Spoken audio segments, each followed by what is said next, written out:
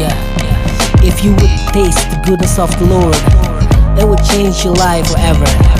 Mike, sing that part. Yeah. Kecaplah dan lihatlah betapa baiknya Tuhan itu. Rasakan dan nikmati kasih setia Tuhan. Kecaplah dan lihatlah betapa baiknya Tuhan itu. Rasakan dan nikmati kasih setia Tuhan. Kasih setia Tuhan. Syukur bagimu Tuhan, segala hormat bagimu Tuhan, Allah yang mengasihiku, Allah yang memeliharaku selamanya. Saat tertindas terkekang oleh masalah, saat prahara membangkitkan amarah, pilihan di hadapan bingung ku rasakan. Pada kasihmu jawaban ku dapatkan. Hanya satu nama, hanya satu arah, berserah padanya, hanya satu cara. Ku kecapi, lalu ku resapi, kasihnya membara, begitu berapi. Kecaplah dan lihatlah betapa baiknya Tuhan itu. Rasakanlah kasih setia Tuhan.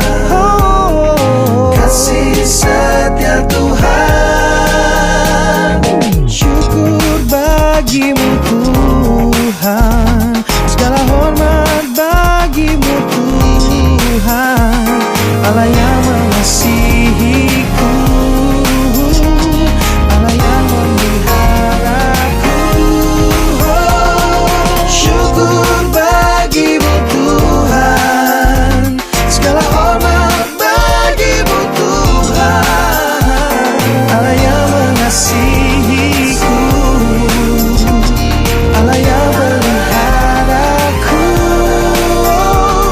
Allah yang mengasihiku, Allah yang memeliharaku selamanya.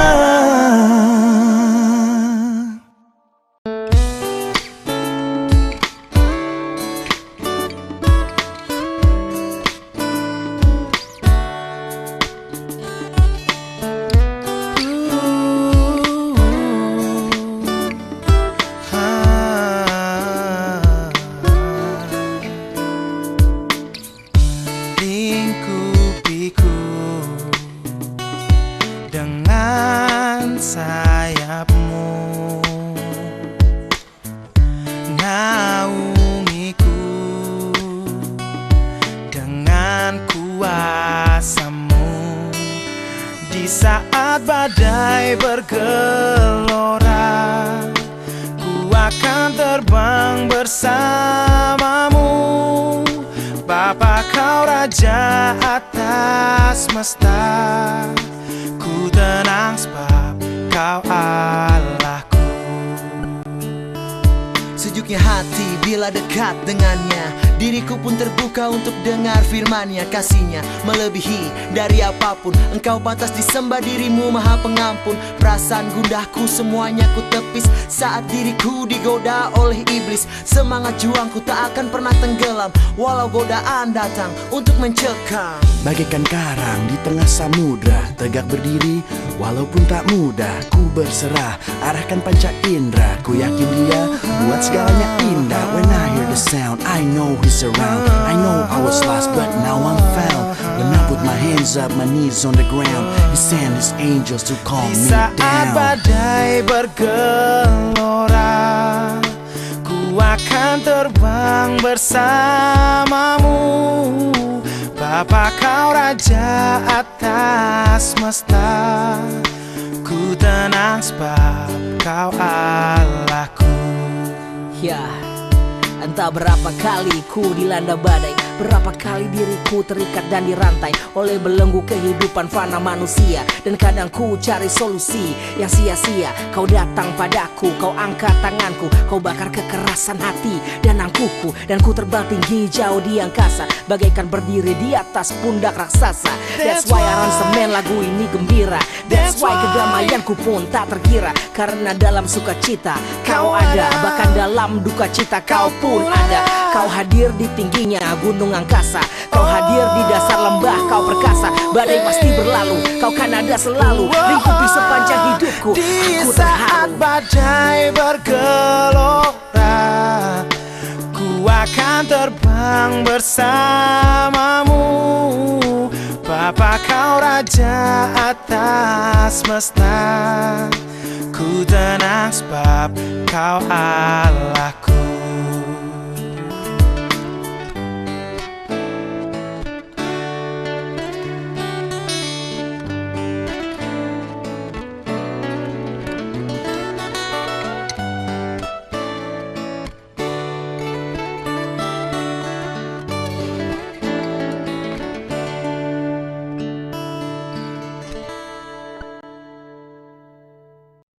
Hai, siarkan di gunung.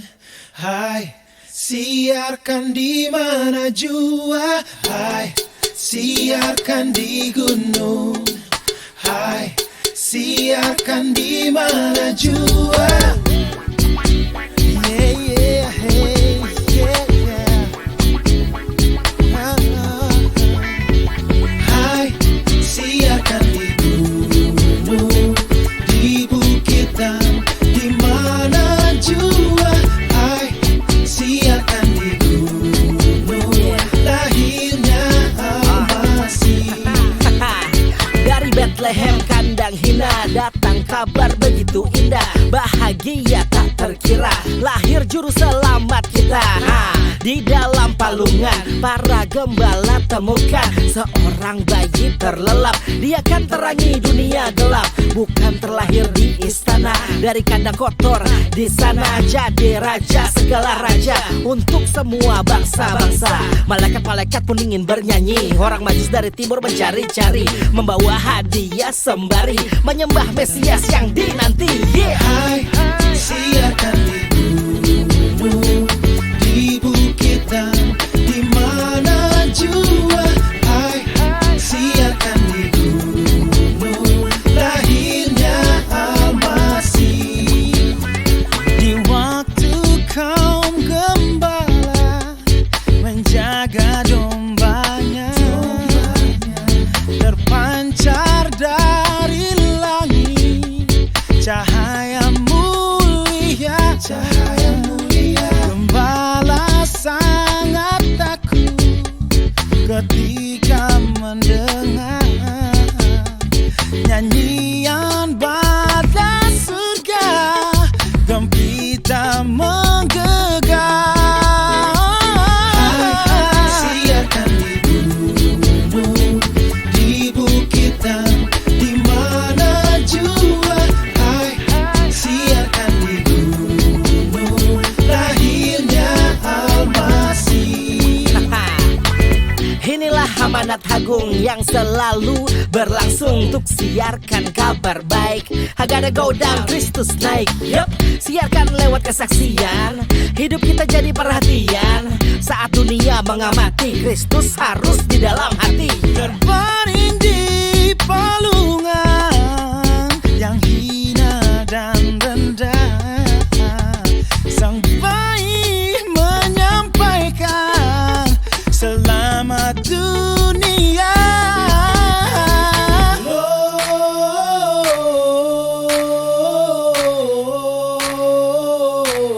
Gloria in excelsis Deo.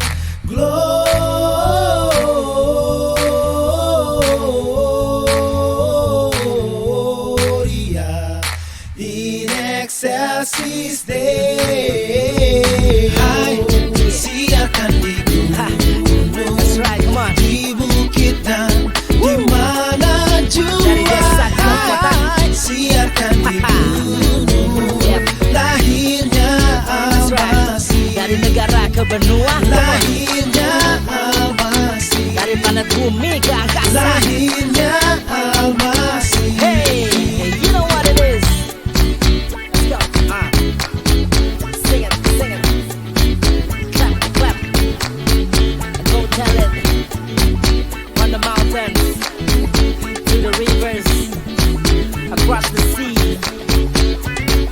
the universe.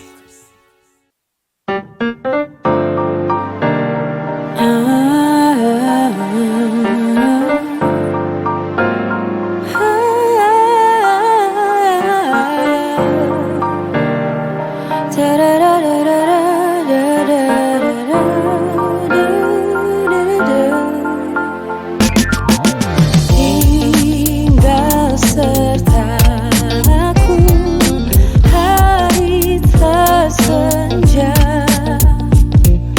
gelap makin turun, Tuhan tinggallah lain pertolongan, tiada ku temu. Maha penolong tinggal sertaku. Ya, tak cukup kata-kata ungkap isi hati. Rasa syukur untuk nikmati berkat tiap hari. Di setiap musim hidup yang selalu berganti, hanya Tuhan jadi pegangan sejati. Walau lahir baru tetap ada masalahku, dan masa lalu syukuri tanpa rasa malu. Ku angkat tinggi tanganku tanpa ada ragu, hanya nama Yesus pusat harapanku. Ku lalui hidup ini lewati pasang surut, dalam kemenangan atau diserang di sudut, terjepit menjerit kala terlihat kusut. Tak mengutuk ucap syukur lewat mulut. Tangis ini akan diubahnya jadi tawa, kan diangkatnya diriku dari dasar rawa. Puncak begitu indah bila mulai dari bawah, menatap ke angkasa suatu hari ku di bawah. Tinggal sertaku hari telah senja, gelap makin turun, Tuhan tinggallah lain pertolongan, tiada ku temu. Maha penolong tinggal sertaku. Yeah, but what if I failed yet again and again? Dalam panik I can't understand the plan. Serasa hilang harapan like I just lost a friend. Tanpa arah petunjuk man, you know I can't pretend. Sudah susah-susah tapi semua musnah, segalanya berubah, aku tetap gagal juga. Jadi makin gundah bila ulang dari mula. Tak hanya tersungkur, aku luka hati pula. Tarik nafas dalam, resapi kenyataan. Memang keadaan terlihat berantakan. Deep inside I believe that Jesus tetap akan ubah situasi hidupku, bisa merasakan. Tangis ku syukuri, I smile a little just to change my heart. It's not that simple. Tak mudah bila dengan kekuatan sendiri. Tinggal sertaku, dia bantuku berdiri. Duka tak berat di tengah gelapnya kabut nan pekat, maut tak sengat karena kau sertaku. Tinggal sertaku hari telah senja, Tetap denganku, ya. gelap makin turun, Tuhan tinggallah lain pertolongan, tiada ku Dan yang lain hanya Yesus, hanya Yesus. Maha penolong tinggal sertaku. Tinggal sertaku, tetap denganku, ya.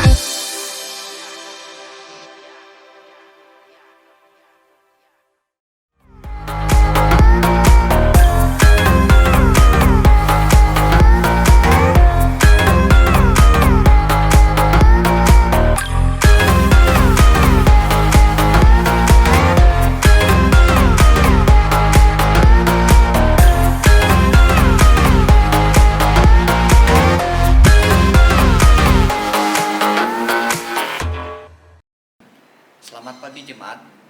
Hari ini kita akan berdoa bersama untuk meminta pertolongan Tuhan.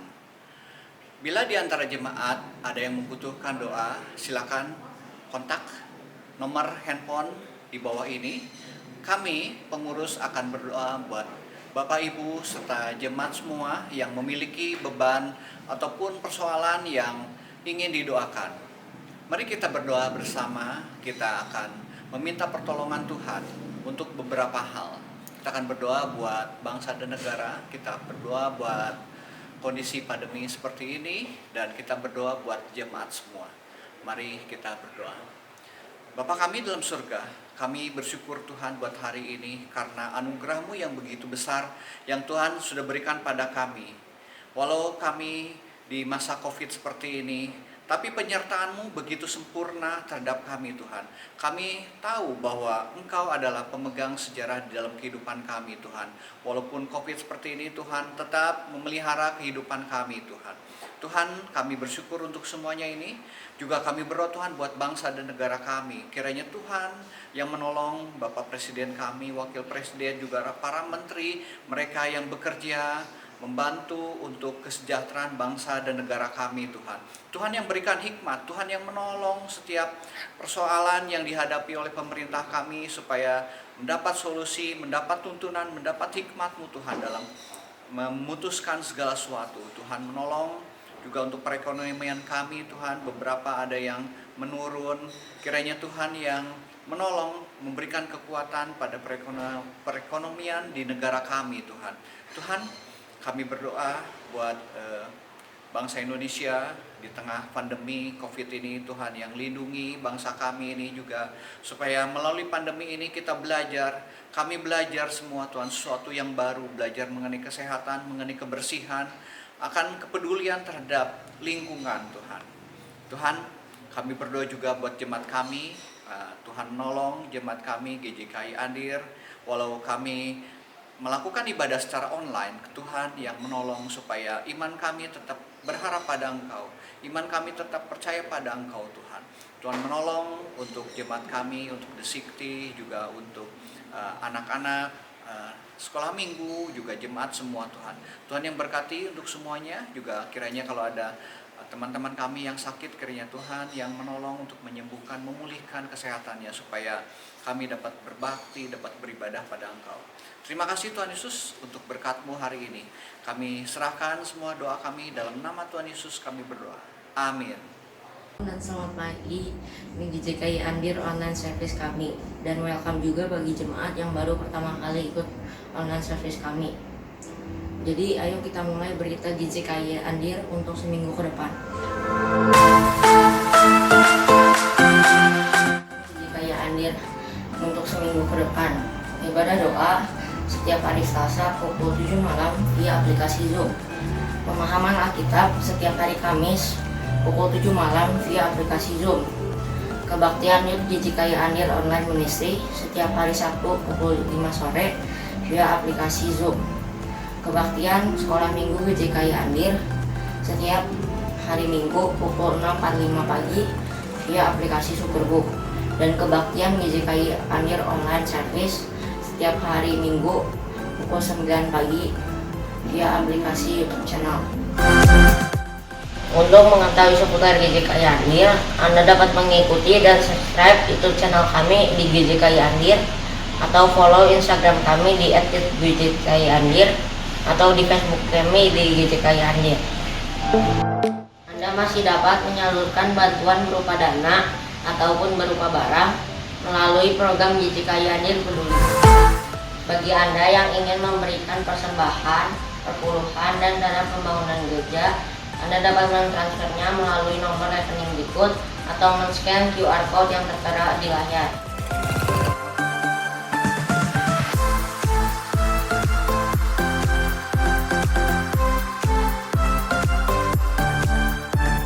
Tetap lakukan social distancing, memakai masker, dan tetap cuci tangan. Itulah berita GJKI Andir untuk minggu ini.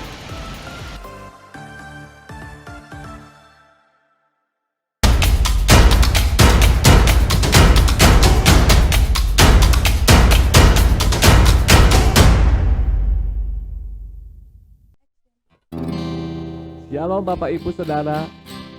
Senang sekali pada pagi hari ini kita bisa berkumpul untuk memuji dan memuliakan nama Tuhan. Mari kita memuji Tuhan, mari kita meninggikan nama Tuhan dengan satu pujian. Kita dipilih dari segala bangsa. Kita dipilih dari segala bangsa, ya kita dipilih jadi umatnya. Kita dipilih dan dikuduskannya, membawa kemuliaan, oh hanya bagi Dia. Terimalah kemuliaan dan hormat kami, terimalah sembah kami, pujian kami. Terimalah kemuliaan dan hormat kami, terimalah sembah dan pujian kami. Kita dipilih, kita dipilih dari segala bangsa, yang kita dipilih jadi umatnya. Kita dipilih dan dikuduskannya, membawa kemuliaan, oh hanya bagi Dia. Terimalah kemuliaan dan hormat kami, terimalah sembah kami, pujian kami. Terimalah kemuliaan dan hormat kami, terimalah sembah dan pujian kami. Terimalah kemuliaan dan hormat kami, terimalah sembah dan pujian kami. Terimalah sembah dan pujian kami. Haleluya. Kita bersyukur bahwa kita dipilih dari segala bangsa.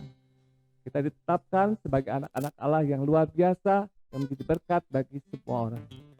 Mari Bapak Ibu, kita akan satu hati kita untuk sama-sama mendengarkan firman Tuhan.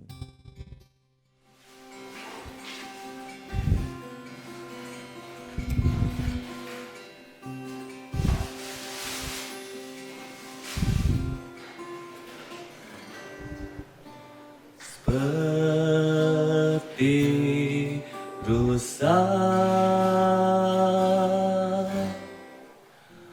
merindukan air, begitulah jiwaku merindukan Engkau. Ku berharap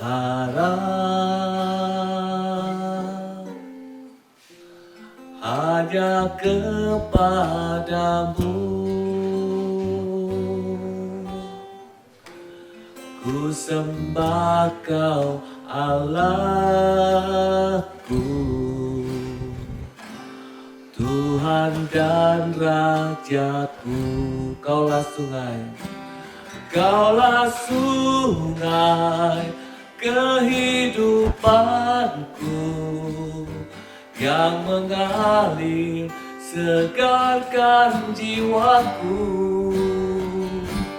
Engkau Yesus pengharapanku, ku sembah Kau dengan segenap hatiku. Kaulah sungai, Kaulah sungai kehidupanku, yang mengalir segarkan jiwaku.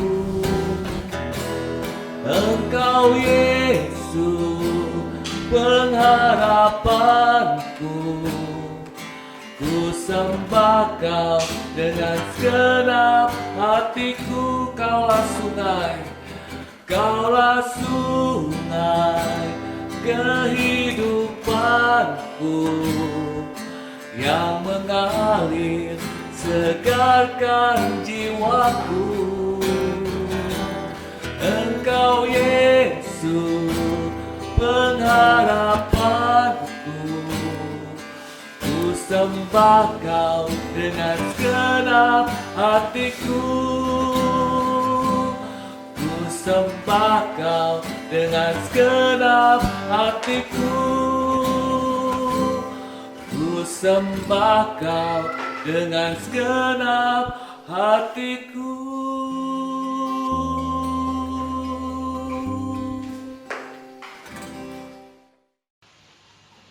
Shalom, jemaat yang terkasih dalam Tuhan Yesus, bagaimana kabarnya? Luar biasa, bersama Yesus kita pasti luar biasa.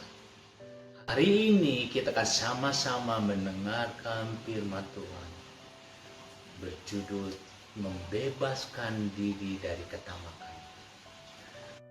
Mungkin jemaat saudara yang terkasih mengetahui binatang monyet. Monyet adalah seekor binatang yang cukup pincang, yang susah kita tangkap, apalagi kalau dia berada di atas pohon. Tetapi orang-orang Afrika pada tahun kurang lebih 1900-an, mereka bisa menangkap monyet-monyet ini dengan mudah. Mengapa? Karena mereka mengetahui kelemahan monyet itu. Mereka tahu monyet itu serakah, monyet itu tamak. Kalau dalam mengambil makanan, mereka mengambil sebanyak-banyaknya. Caranya, mereka membuat sebuah benda bulat dengan ada sekitar lehernya yang cukup panjang. Diikatkan pada pohon, lalu di dalam benda itu dia dimasukkan kacang sebanyak mungkin. Monyet mendatangi benda itu, dia mengambil dengan cara memasukkan tangannya ke lubang itu, dia mengambil sebanyaknya mungkin. Lubang itu hanya pas untuk tangannya. Kalau dia menggenggam kacang makanan yang di dalam kendi itu, dia tidak bisa melepaskannya. Akhirnya dia terjebak, karena dengan terjebak dia akhirnya orang-orang Afrika saat itu dia bisa menangkap dengan mudah. Walaupun di dalam kesesakan, walaupun di dalam dia terjepit, dia keserakahan monyet-monyet itu dia tidak mau melepaskannya. Itulah kelemahan monyet sehingga ia mudah ditangkap. Firman Tuhan hari ini kita akan baca dari Yosua 7 ayat 16 sampai 26. Yosua 7 ayat 16 sampai 26. Keesokan harinya bangunlah Yosua pagi-pagi, lalu menyuruh orang Israel tampil ke muka suku demi suku. Maka didapatilah suku Yehuda. Ketika disuruhnya tampil ke muka kaum Yehuda, maka didapatinya kaum Zerah. Ketika disuruhnya tampil ke muka kaum Zerah, seorang demi seorang, maka didapatilah Zabdi. Ketika disuruhnya keluarga orang itu tampil ke muka, seorang demi seorang, maka didapatilah Akan bin Karmi bin Zabdi bin Zerah dari suku Yehuda. Berkatalah Yosua kepada Akan, "Anakku, hormatilah Tuhan, Allah Israel, dan mengakulah di hadapannya. Katakanlah kepadaku apa yang kau perbuat, jangan sembunyikan kepadaku." Lalu Akan menjawab Yosua, katanya, "Benar, akulah yang berbuat dosa terhadap Tuhan, Allah Israel. Sebab beginilah perbuatanku. Aku melihat di antara barang-barang jaharahan itu jubah yang indah, buatan Sinear, 200 sikel perak, dan sebatang emas yang 50 sikel beratnya. Aku menginginkannya, maka aku ambil. Semua itu kusembunyikan di dalam kemahku dalam tanah, dan perak itu dibawa sekali." Lalu Yosua menyuruh orang segera pergi ke kemah itu, dan sesungguhnya semua itu disembunyikan dalam kemah Akan, dan perak itu ada di bawah sekali. Maka mereka mengambil semua itu dari dalam kemah, lalu membawanya kepada Yosua dan kepada semua orang Israel, dan mencurahkannya di hadapan Allah. Kemudian Yosua berserta seluruh Israel mengambil Akan bin Zerah dan perak, jubah, dan emas sebatang itu, anak-anaknya yang laki-laki dan perempuan, lembunya, keledainya, dan kambing dombanya, kemahnya, dan segala kepunyaannya. Lalu semua itu dibawa ke lembah Akwa. Berkatalah Yosua, Seperti engkau mencelakakan kami, maka Tuhan pun akan mencelakakan engkau pada hari ini. Lalu seluruh orang Israel melantari dia dengan batu. Semua itu dibakar dengan api dan dilempari dengan batu. Sesudah itu didirikanlah di atasnya suatu timbunan batu yang besar, yang masih ada sampai sekarang. Lalu surutlah muka Tuhan yang menyala-nyala itu. Oleh sebab itu, nama tempat itu sekarang disebutkan Lembah Akor. Kisah ini dimulai ketika bangsa Israel menyerang kota Yeriko. Saat itu Tuhan memberikan perintah untuk mengelilingi kota Yeriko itu 7 kali, dan pada hari terakhir mengelilingi lebih 7 kali lagi. Dan di sana ada sebuah perintah untuk bangsa Israel tidak mengambil barang sedikit pun di kota Yeriko itu. Dan barang-barang berharga harus dibawa ke dalam perubahan ibadah. Akhirnya sesudah itu, sudah kota Yeriko jatuh, bangsa Israel akan kembali menyerang kota Ai. Kota Ai adalah kota yang kecil yang hanya mungkin 1/7 dari kota Yeriko. Akhirnya bangsa Israel bilang, katanya, tidak perlu kita menyerang dengan semua orang yang ada saat ini. Hanya kita perlu 2-3 ribu orang. Pada waktu itu akhirnya Joshua membawa orang-orang pilihannya sekitar 2.000-3.000 orang ini pergi ke kota Ai. Tapi apa yang terjadi? Di sana dia dipermalukan. Banyak orang yang meninggal. Kurang lebih 35 bangsa Israel meninggal. Terus mereka dikejar, mereka dipermalukan. Yosua bertanya pada Tuhan, Tuhan kenapa, katanya. Akhirnya memberitahu bahwa ada orang yang mengambil yang dilarang oleh Tuhan. Itu Ahan. Akhirnya Ahan diperhadapkan pada Tuhan. Dia mengakui dia mengambil barang-barang itu. Karena ketamakannya itu, bangsa Israel kalah menghadapi bangsa Ai. Hari ini kita akan belajar tentang ketamakan. Apa sih ketamakan? Ketamakan adalah keinginan yang sangat besar untuk memiliki kekayaan atau materi mungkin, barang-barang, status sosial, atau mungkin juga kekuasaan, melebihi kebutuhan dasar untuk hidupnya. Orang tamak tidak akan pernah puas dengan semua yang dimilikinya, karena dia merasa kurang.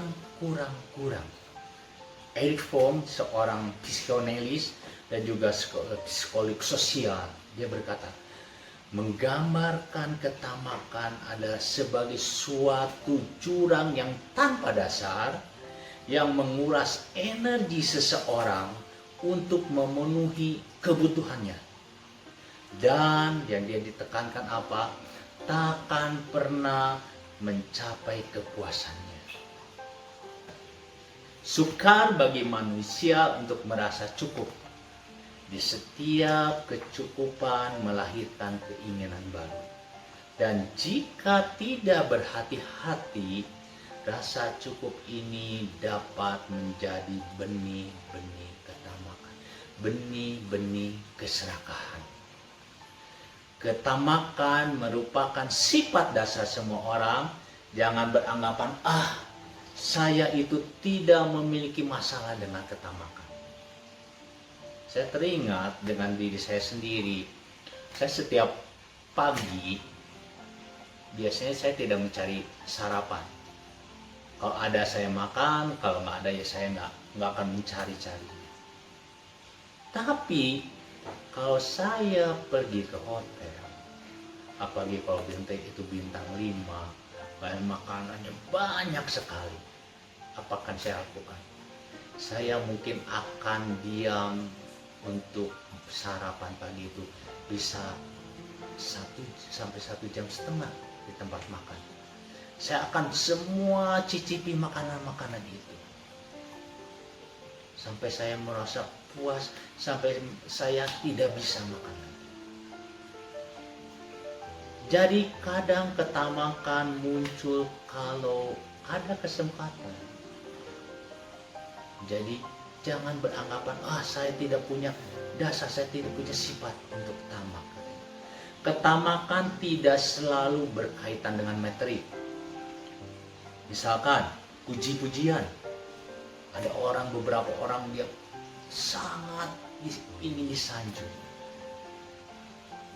Makanan. Salah satu contohnya ketamakan makanan. Sekarang banyak sekali anak-anak muda yang sudah terkena diabetes. Faktor utama diabetes karena gaya hidupnya, gaya pola makannya yang sudah berubah, yang terlalu banyak manisnya. Terus mungkin juga eksploitasi sesuatu, kekayaan alam. Sekarang banyak sekali terjadi banjir, sekarang banyak sekali terjadi longsor. Kenapa? Karena ketamakan, karena keserakahan seseorang. Dia membabat hutan tanpa memikirkan efek yang lebih panjang lagi. Jadi, ketamakan adalah ketidakpuasan tanpa batas. Ketidakpuasan tanpa batas, makin dipuaskan, makin terasa tidak cukup. Saat kita telah mempunyai sesuatu, pasti ini mempunyai lebih lagi. Kita sudah punya ini, merasa kurang. Ada seorang kaya di Amerika yang diwawancara oleh majalah Forbes. Dia ditanya, apa yang Anda inginkan untuk tahun mendatang? Dia bilang gini, saya ingin lebih kaya dari sekarang. Padahal dia salah satu orang terkaya di Amerika. Tapi dia pengen lebih lagi, pengen lebih lagi, pengen lebih lagi. Dalam Alkitab banyak kasus contoh tentang ketamakan. Yang kita tahu Esau. Bagaimana Esau ketamakan terhadap makanan, terhadap sup kacang, sehingga dia rela melepaskan hak kesulungannya. Kita lihat Yudas, dia menjual keimanannya, dia menjual Tuhannya dengan 30 keping emas, perak. Mungkin banyak orang akan berkata bahwa kasus ketamakan dimulai dari faktor kekurangan, faktor kemiskinan, faktor tidak punyanya. Lihat dalam kasus Akan ini. Akan bukan orang miskin. Akan bukan orang yang tidak punya. Dalam ayat 24 dari Yosua pasal 7 dikatakan, disebutkan sini, dia mempunyai lembu, dia mempunyai keledai, dia mempunyai kambing domba, kemahnya dari segala kepunyaannya. Jadi kemiskinan atau kekurangan bukan faktor yang membuat seorang tamak, yang membuat seorang faktor yang membuat seorang itu serakah. Siapa koruptor-koruptor yang banyak ditangkap? Dia adalah orang-orang kaya. Dia orang-orang yang super kaya di Indonesia. Harta kekayaannya banyak. Yang tidak puas dan tidak merasa cukup akan kekayaannya, ingin merasa lebih lagi. Demikian juga dengan Akan. Dia merasa tidak puas dengan kekayaannya. Apakah dampak dari ketamakan? Apakah bahayanya dari keserakahan? Dalam kisah Akan ini disebutkan dalam ayat ke-25, dikatakan di situ bahwa seluruh Israel melemparin Akan dengan batu. Bukan hanya Akan, seluruh keluarganya pun dilempari batu. Bukan seluruh keluarganya, semua segala kepunyaannya pun dibakar. Jadi dampak atau bahaya dari ketamakan yang pertama juga bisa merugikan diri sendiri, bisa merugikan orang lain, dan juga bisa menyebabkan kehilangan apa yang kita punya dalam hidup ini. Kadang ketamakan bisa membuat orang lupa diri demi mengejar, demi mendapatkan sesuatu. Orang nekat melakukan perbuatan-perbuatan yang tidak terpuji, melanggar hukum-hukum, dan juga menyimpang dari firman Tuhan. Dalam 1 Tesalonika 6 ayat 10. Timotius 6 ayat 10. Karena akar segala kejahatan ialah cinta uang. Sebab oleh memburu uanglah beberapa orang telah menyimpang dari iman dan menyiksa dirinya dengan berbagai-bagai duka. Bagaimana kita membebaskan diri dari ketamakan? Bagaimana supaya kita tidak tamak, supaya kita tidak serakah? Dalam ayat 21 dari Yosua dijelaskan bagaimana proses kesalahan yang dilakukan oleh Akan. Saya akan bacakan. Lalu aku melihat di antara barang-barang jarahan itu jubah yang indah, jumlah buatan Siniar, dan 200 sikal perak, dan sebatang emas yang 50 sikal beratnya. Aku mengingininya. Yang pertama tidak aku melihat. Yang kedua, aku mengingininya semua. Setelah aku ingin, proses selanjutnya, maka ku ambil semuanya itu dan disembunyikan di dalam kemah, dalam tanah, dan perak itu di bawahnya sekali. Jadi proses untuk menjadi tamak, pertama melihat, lalu akan mengingininya, sudah mengingininya, akhirnya dia ingin memilikinya. Kita bandingkan dengan kejatuhan manusia ke dalam dosa. Di dalam Kejadian 3 ayat 6 dikatakan situ, perempuan itu melihat bahwa buah pohon itu baik untuk dimakan dan sedap kelihatannya. Sama seperti Akad tadi. Dia melihat bahwa itu indah barang itu. Hawa pun melihat bahwa buah itu sangat indah, sangat baik untuk dimakan. Yang kedua, apa yang dilakukan oleh Hawa? Lagi pula pohon itu menarik hati karena memberi pengertian, lalu ia mengambil.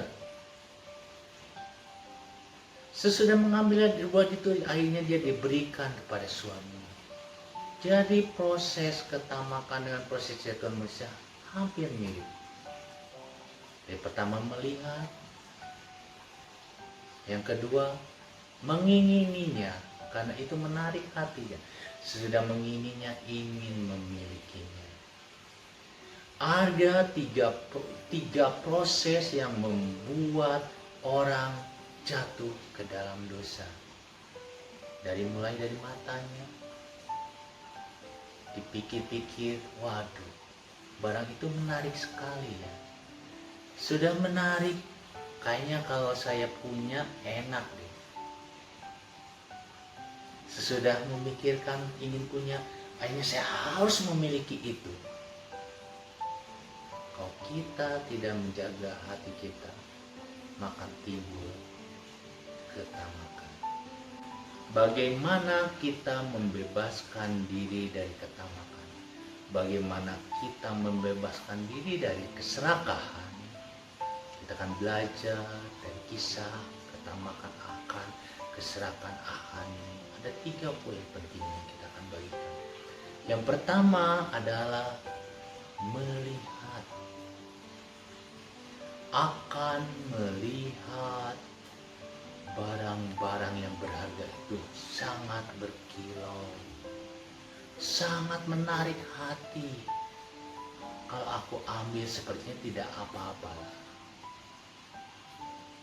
Dalam Matius 6 ayat 22-2 dikatakan, mata adalah pelita tubuh. Jika matamu baik, teranglah seluruh tubuhmu. Jika matamu jahat, gelaplah seluruh tubuhmu. Untuk membebaskan diri dari ketamakan, harus waspada dengan apa yang kita lihat. Sebuah mungkin peribahasa atau pernyataan katanya, cinta datang dari mata turun ke hati. Atau mungkin juga kejahatan dari mata turun ke belati. Ketamakan muncul saat kita melihat sesuatu yang kita tidak punyai, atau saat kita membanding-bandingkan dengan orang lain, mengakibatkan kita tidak puas dengan apa yang kita punya. Kita merasa tidak puas dengan keberadaan kita, dan disitulah timbul benih-benih ketamakan kita. Hanya memiliki seperti orang itu, bahkan lebih katanya. Saat ini jadi berhati-hatilah kalau sering kita mengamati Facebook orang lain. Kita sering mengamati Instagram orang lain. Kok saat kita melihat, kita akan membandingkan. Kok dia punya itu ya? Kok dia bisa pergi ke sana ya? Kok dia bisa memiliki ini ya? Kok bisa dia senang-senang terus ya? Mulailah timbul iri hati. Di sini mulai timbul bibit-bibit ketamakan. Mengapa dia lebih diberkati? Mengapa dia lebih hebat dari saya? Dan akhirnya saya memutuskan bahwa saya harus lebih dari dia. Itulah benih ketamakan. Seperti yang tadi saya ucapkan bahwa semua orang mempunyai benih-benih ketamakan. Saat orang itu ada kesempatan, saat mata hati dia sudah dibutakan oleh sesuatu yang ada di dunia ini. Jadi kalau kita tidak bisa menjaga mata hati kita, jangan buat mata kita sering jalan-jalan, baik di dunia nyata maupun di dunia maya. Sekarang ini banyak orang-orang yang sedang senang-senangnya, sedang menikmati hobinya. Saya kemarin berbicara dengan teman saya. Teman saya ini sekarang senang naik sepeda, suka naik sepeda, hobi naik sepeda. Dia berbicara pada saya, temannya itu membeli sepeda seharga 250 juta. Untuk apa? Orang-orang membeli yang mahal sepeda, membeli kesukaannya untuk prestis dia, untuk kebanggaan dia, untuk menunjukkan bahwa dia mempunyai uang. Ketamakan timbul dari pertama kali itu dari mata kita. Jadi hati-hatilah kalau mata kita digunakan untuk melihat sesuatu. Kalau kita tidak bisa menyaring apa yang kita lihat, maka akan timbul ketamakan dalam diri kita. Itulah poin pertama, hati-hati dalam melihat. Kalau kita bisa menjaga mata kita bisa membuat mata kita baik, maka hidup kita akan baik. Poin kedua yang saya ingin bagikan sesudah kita belajar poin pertama, melihat, menjaga dalam melihat sesuatu. Yang kedua yaitu kita harus hati-hati dalam mengingini sesuatu. Dalam mengingini sesuatu, kita harus membedakan antara yang esensi atau esensial, yang merupakan suatu kebutuhan hidup, dengan opsional, gaya hidup. Kalau kita saat ini bisa makan, itu ada esensial. Tapi kalau kita ingin makan yang enak di tempat yang mewah, di tempat yang terkenal, itu adalah gaya hidup. Itu ada opsional. Kita mengatakan bahwa Allah akan mencukupi segala kebutuhanmu, bukan Allah akan mencukupi segala gaya hidupmu. Jadi yang penting itu adalah dalam mengingini sesuatu itu harus yang esensial, yang merupakan kebutuhan hidup, bukan yang opsional. Esensial itu harus ada. Saya kemarin mau pas awal sekolah Farel membutuhkan sebuah printer. Saya sudah menentukan printer apa yang saya akan beli. Dan saya pergi ke BEC. Saat saya pergi ke BEC, saya melihat ada tipe komputer yang lebih bagus lagi. Pindah toko, ada yang lebih bagus lagi. Pindah toko lagi, sampai toko kelima, ada yang lebih bagus lagi dari yang pertama yang saya akan pilih. Kalau saya menuruti keinginan, saya menuruti gaya hidup, saya ingin beli yang paling bagus, yang paling seperti kegunaannya yang paling banyak. Tapi apakah itu perlu? Apakah itu kebutuhan? Akhirnya saya tentukan sendiri, saya beli tipe yang hanya bisa WiFi. Saya tidak memerlukan yang scanner yang harus bisa 4, saya tidak memerlukan printer yang A3. Saya menentukan yang sesuai kebutuhan. Dan contoh dalam Alkitab ada yang namanya Raja Ahab. Bagaimana dia mengingini tanah secuil rakyatnya, yaitu Nabor. Dia melihat kebun anggur Nabor, saya ingin memilikinya katanya. Saya beli katanya. Nabor bukan tidak mau dijual, tetapi dia itulah tanah warisan, tidak boleh dijual. Apa yang dilakukan oleh Ahab dibantu istrinya, dia mengambil dengan paksa. Hati-hati dalam mengingini sesuatu, jangan turuti gaya hidup. Orang tamak adalah orang yang terobsesi pada materi dunia. Ia tidak pernah puas dengan apa yang dia miliki. Ia tidak bisa mengucap syukur apa yang ada dalam dirinya, apa yang dipunyainya. Baginya tujuan hidupnya adalah mengakumulasi harta. Bagaimana dia memiliki hartanya. Semakin banyak, semakin baik. Semakin menumpuk, semakin membahagiakan. Kita mengatakan waspadalah terhadap segala ketamakan. Syukur semua berkat yang ada dalam kamu. Mensyukurilah berkat yang ada pada kamu. Dalam 1 Tesalonika 5 ayat 18 dikatakan, bersukacitalah senantiasa, tetaplah berdoa, mengucap syukur dengan segala hal, sebab itu yang dikehendaki Allah dan Kristus Yesus bagi kamu. Poin ketiga yang saya mau bagikan, sesudah kita harus menjaga apa yang kita lihat, harus menjaga juga dalam hal mengingini sesuatu. Yang ketiga, kita harus hati-hati dalam memiliki. Apakah salah kalau kita ingin memiliki uang? Apakah salah kalau kita memiliki harta? Apakah kita salah memiliki jabatan? Apakah salah kita memiliki kekuasaan? Tidak. Di dalam 1 Timotius 5 dikatakan, kalau kita mencintainya, kalau kita menjadi obsesi itu, kalau kita menjadikan semua itu obsesi, itu adalah salah satu contoh ketamakan. Jadi bukan salahkan hartanya, bukan salahkan jabatannya, bukan salahkan kekuasaannya, tetapi kalau kita menjadikan itu sesuatu yang utama, kita memiliki itu dengan mengejarnya tanpa mengesampingkan hal lain, apalagi meniadakan Tuhan dalam semua obsesi kita itu.